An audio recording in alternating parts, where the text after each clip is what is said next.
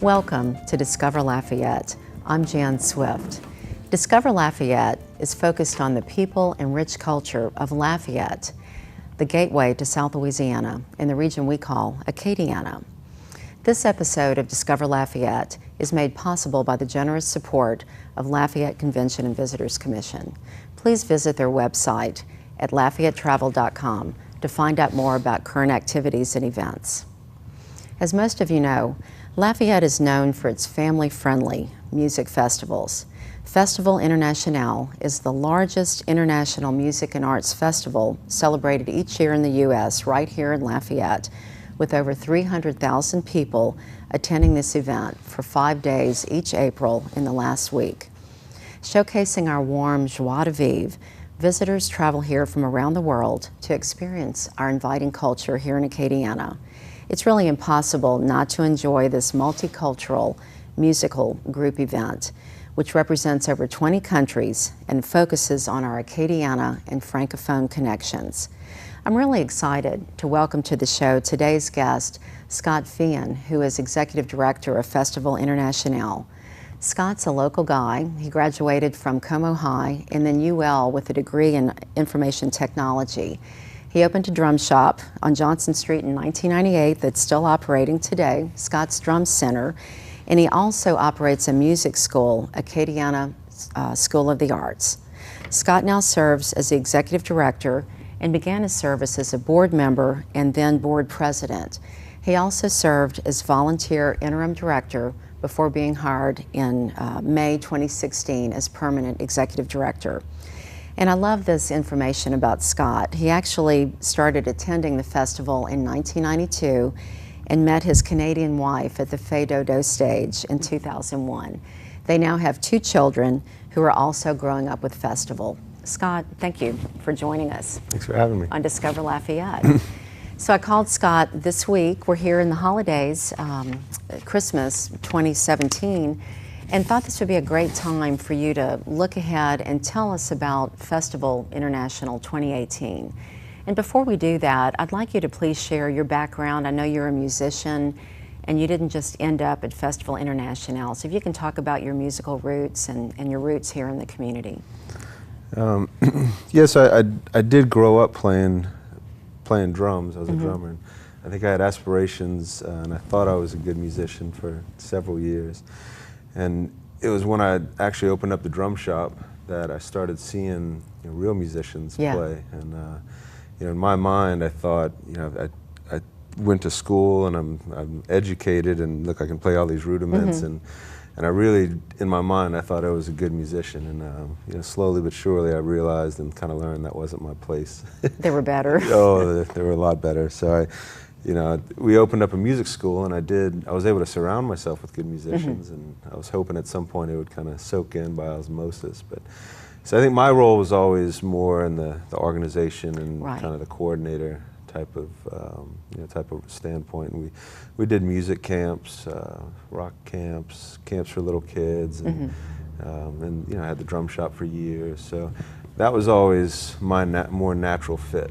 And I did play in groups, and I had fun with it. And yeah, I read or I saw online you were just honored this year as one of the 20 under 40 honorees locally, which is a very big deal. Thank you. And you were an artist in a hip-hop group, which is something very few people knew, or maybe a lot of people knew about you.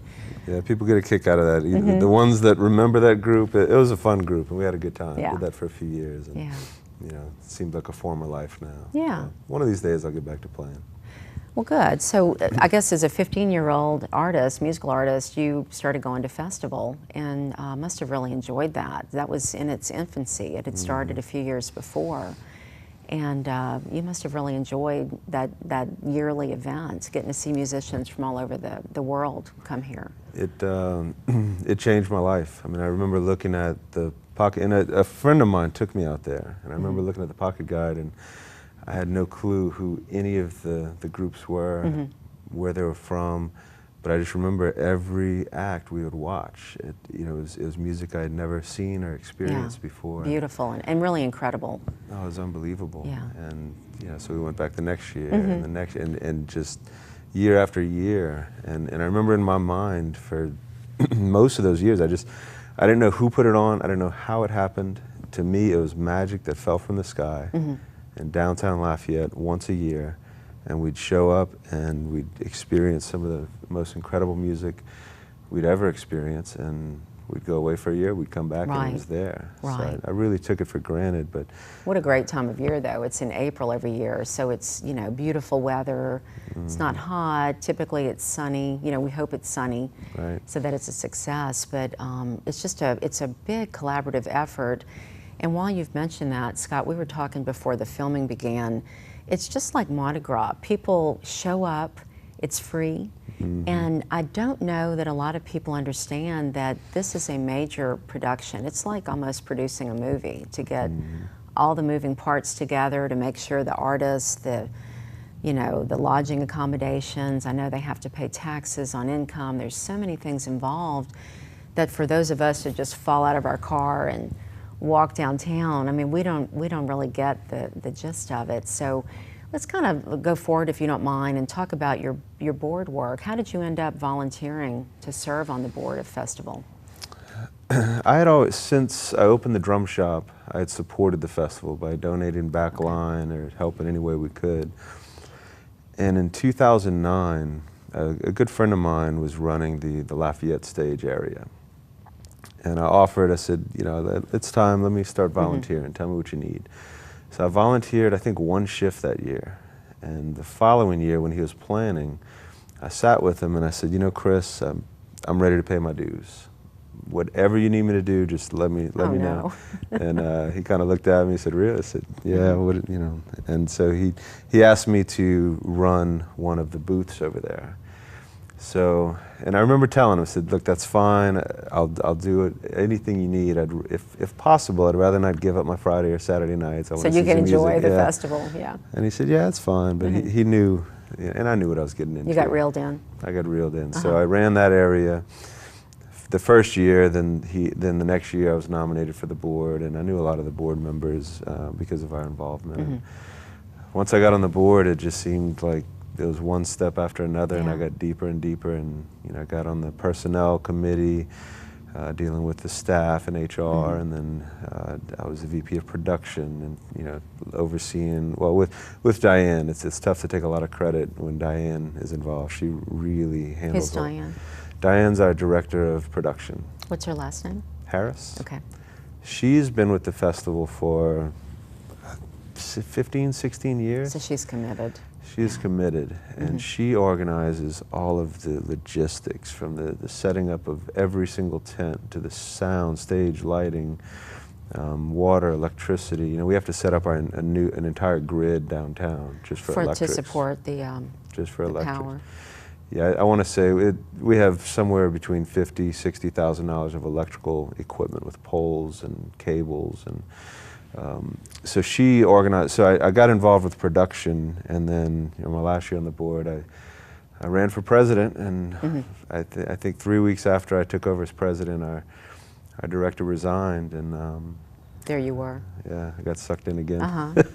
But you know, it's a labor of love. I think it's tough not to love festival, and you're right. It's like the more you get involved, the more you want to do. So yeah, it's funny when you. I live near downtown. I'm not right there, but by UL, and it's almost a world away. You can have this huge event going on, and then not even realize it. You know, for people that live here, I hate to say it, I think it's easy to take these kind of things for granted because it's been going on for decades, and we go, and you're transported to another place. I mean, downtown is so much fun, but to see the transformation that you bring about with festival is phenomenal.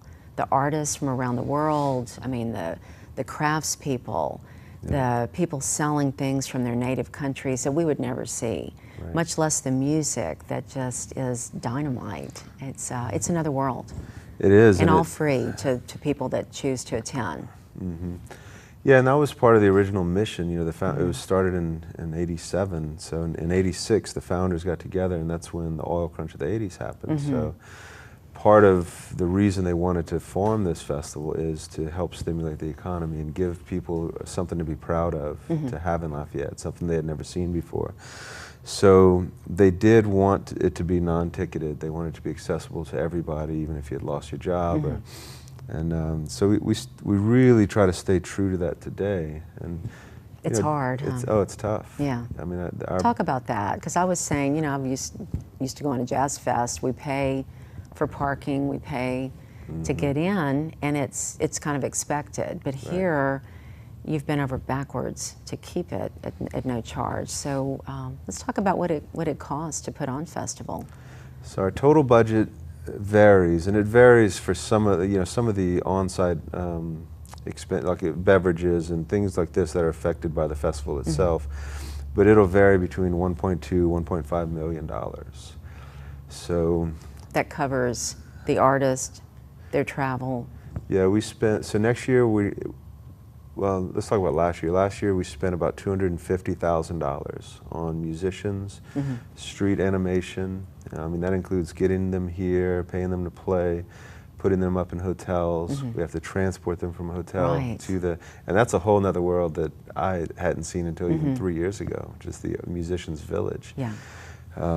Where do they stay? At the Ramada on the Thruway.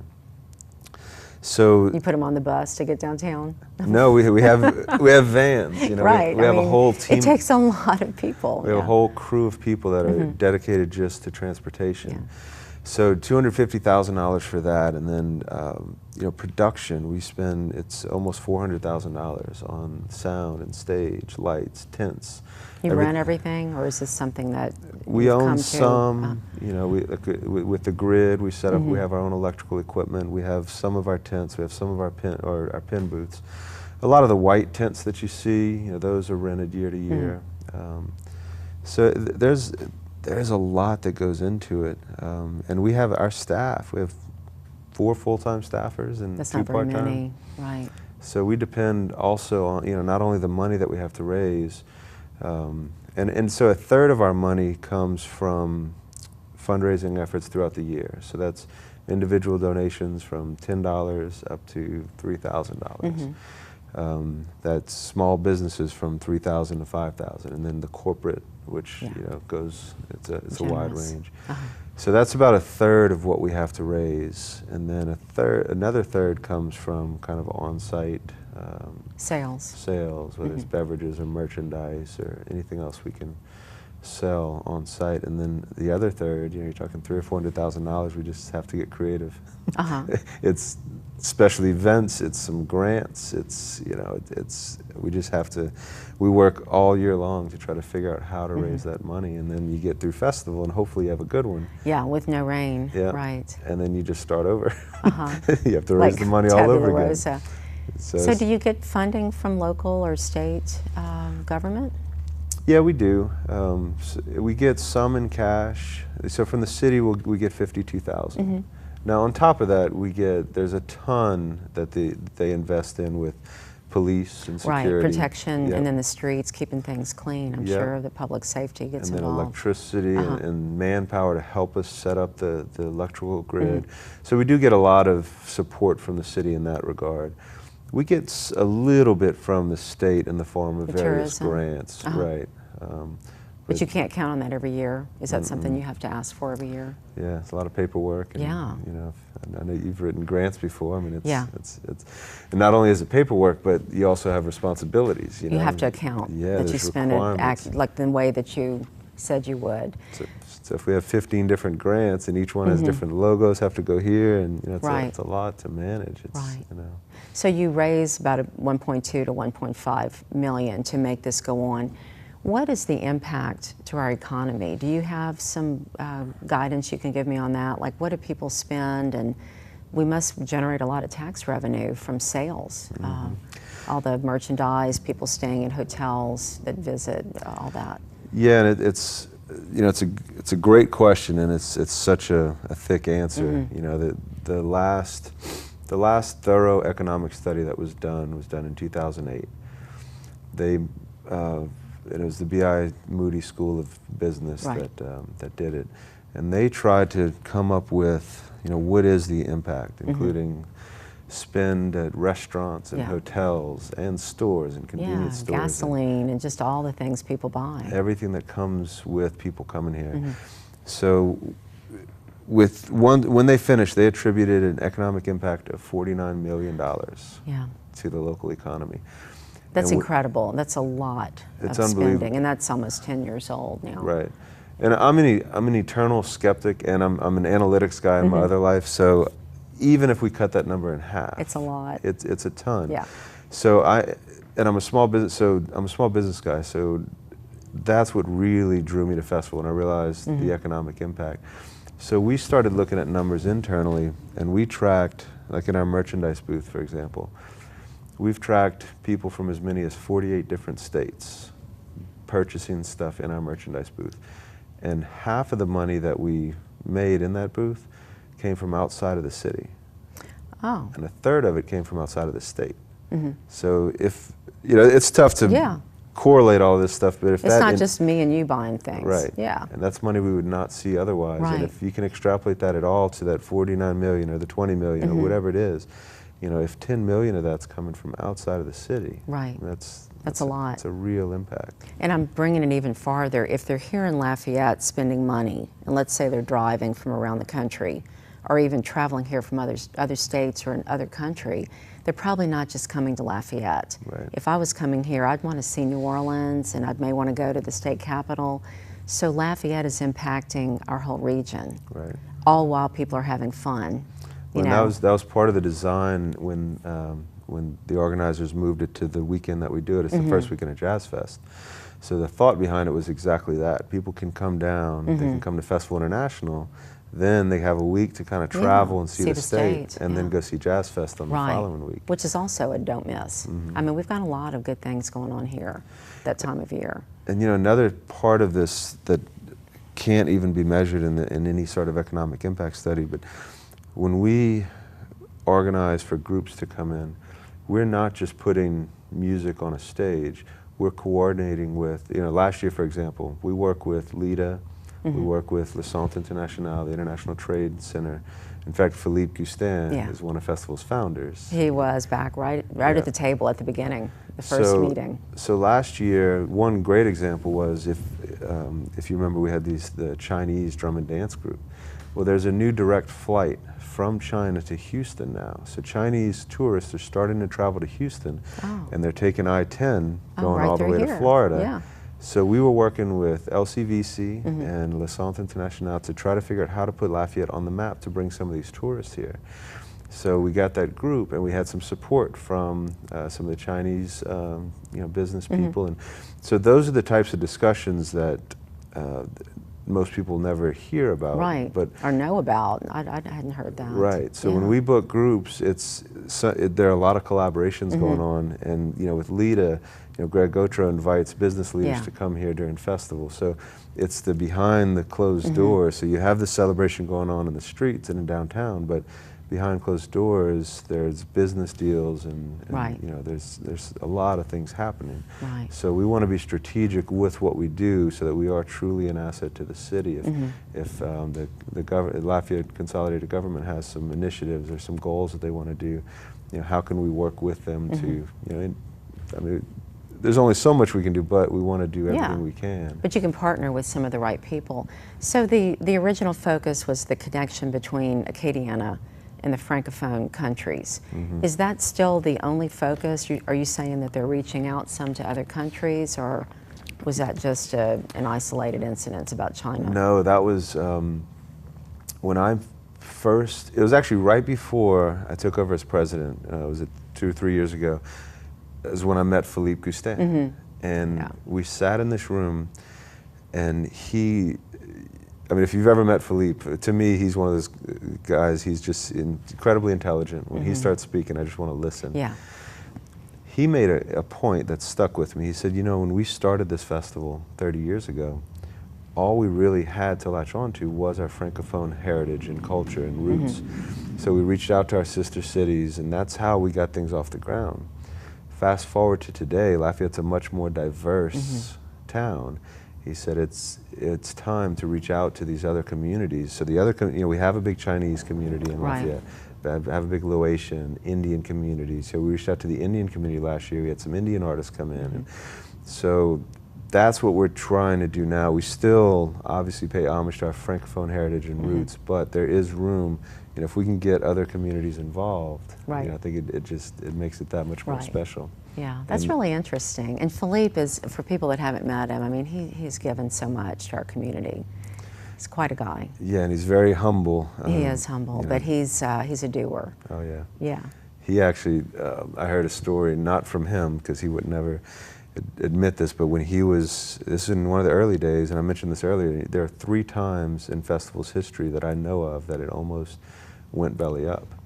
And one, and this, they didn't necessarily almost go belly up, but when one of these years, it was in the early years, the executive director resigned. It was either in February or March. Right before the festival. Right before the festival, and the president came in, it was Joe Reel, and he realized that almost nothing had been done. There were no bands that were booked. There was a ton of work that had to be done. Well, you could play the drums. Right. Save the day. Huh? So he went to the board and said, hey, we need some help. And Philippe showed up. He was one of the people that really did a lot of the legwork. And he's so connected. Oh, yeah. He can pick up the phone probably and reach people that it would take a while for the rest of us to get. Yeah, so he's done a lot for the festival throughout the years. Yeah, and I do want to say that again, we mention it, but this is a free event that is really run with just a few paid staff and a plethora of volunteers and generosity from our community. So while we have time, I really want to ask you about the Angel Fund. I know that there's a fund that was created in the event that rain might dampen the spirits of the festival. Can you talk about that quickly, about how people can give and what that's about? We have about 3 minutes left. So. Yeah, a couple of years ago, when I met with Mr. Herbie Schilling, we were in a very, very tough spot. We had about 6 months of cash in the bank. Fast forward through about a year of conversations, what we decided to do was start a dedicated fund, a community foundation. And this fund is dedicated to festival, but it's not governed by festival. It can only be used for certain, the responsible things. So we're trying to pay off the building, and we're trying to have some solid assets instead of, because for 30 years we just operated with a checking account. Right. And that's it. So we're trying to provide some long-term stability. So the fund, I think as of right now, has about $170,000 in it. Now our goal is $1 million. Right. We have to come up with about $350 more to pay off the building. And but you've got a vision, you've got a goal. So hopefully. So anybody can contribute to that, I'm assuming. Absolutely. I Googled Festival International. What is the best way to find out more about what you're doing with Festival, Scott? So our website has a lot of information on it. We work hard to keep that up to date, and certainly as Festival grows closer, we'll have more on there. But there's an info page on there. Festivalinternational.org?